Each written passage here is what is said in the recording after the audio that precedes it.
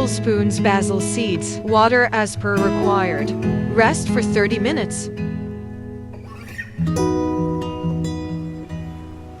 A half cup multicolor vermicelli. Boil for 6 to 8 minutes. Strain it. 1 liter milk. Bring it to boil. Cook on medium flame until half. A half cup sugar.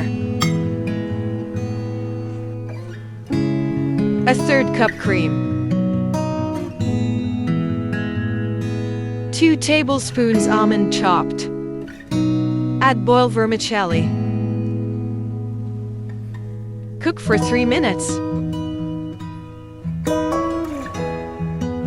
Stir continuously until cool.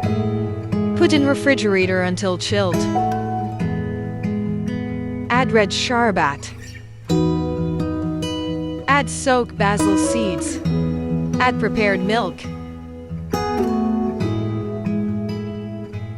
Ice cream.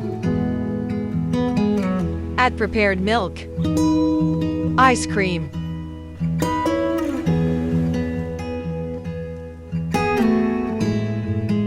Red sharbat.